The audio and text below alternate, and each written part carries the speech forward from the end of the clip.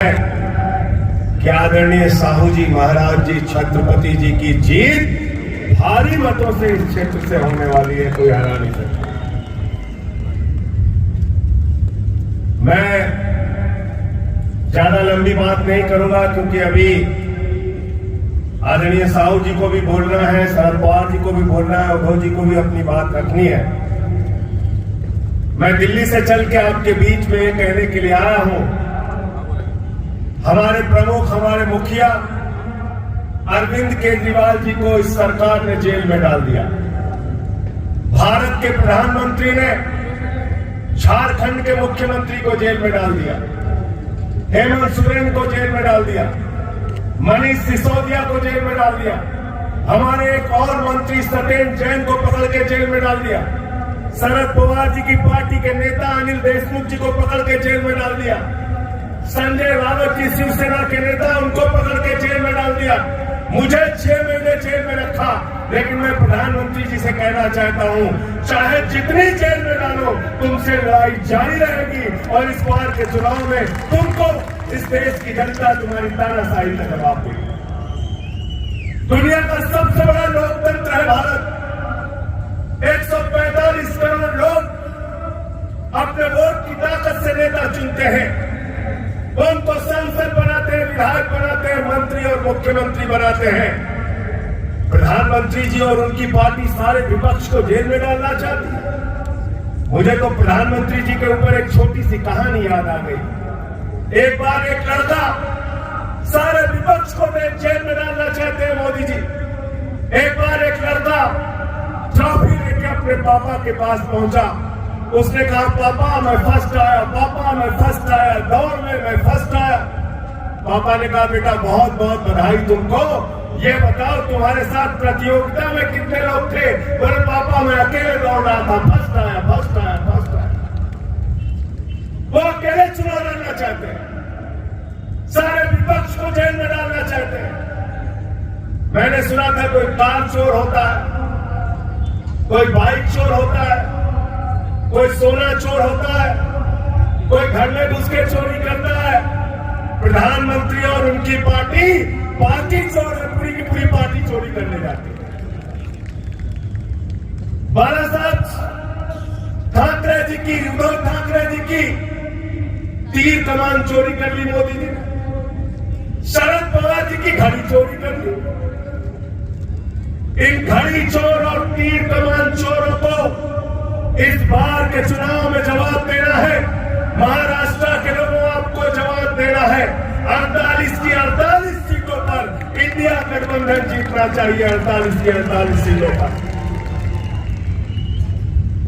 और ये घड़ी चोर और तीर कमान के जो चोर हैं, उनको ये बता देना कि आप छत्रपति शिवाजी महाराज के वंशज हैं, उनको मानने वाले लोग हैं, उनके रास्ते पर, उनके पद चिन्हों पर चलने वाले लोग हैं। और छत्रपति शिवाजी महाराज ने कहा था, गद्दारों को माफी नहीं, जो गद्दारी करते हैं उनको कभी माफ मत करना।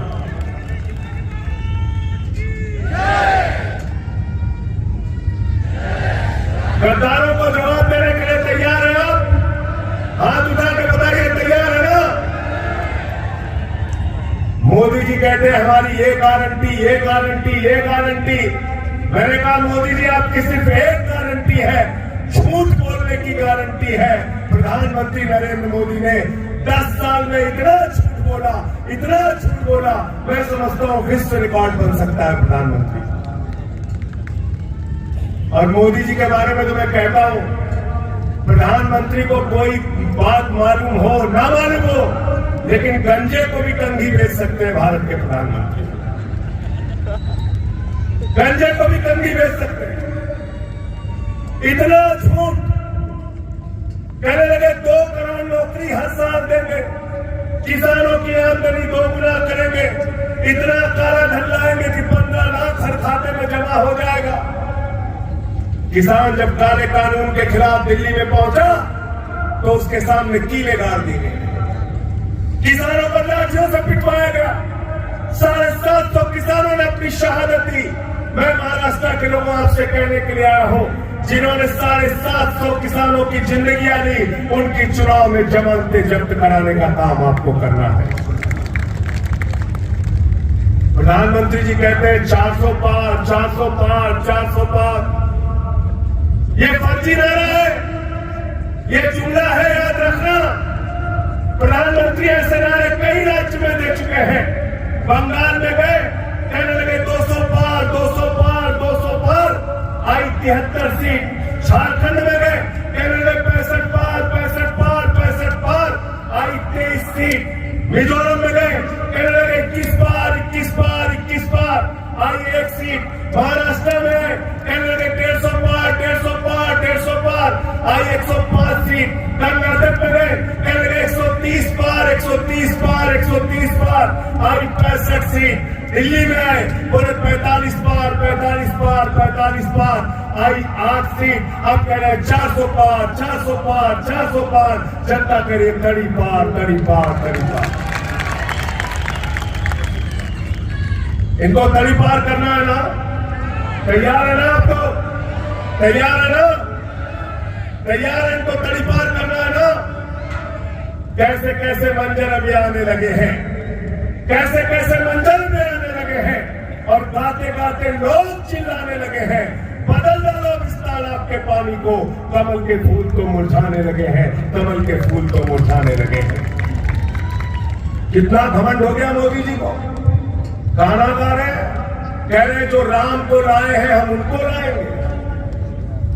क्या प्रधानमंत्री मोदी राम को ला सकते हैं? क्या बताइए, क्या कोई इंसान भगवान को ला सकता है? तो राम जिनको लाए हैं, अब राम उनको विदा कर देंगे। ये वक्त आ गया है। 300 से ज्यादा इंडिया गठबंधन की सीटें आने जा रही है। इंडिया गठबंधन की सरकार 4 जून को बनने जा रही है, और ये 400 पार का नारा फर्जी साबित होगा। मैं आपको यकीन के साथ कहना चाहता हूं। अंत में एक बात कह के अपनी बात को खत्म करूंगा।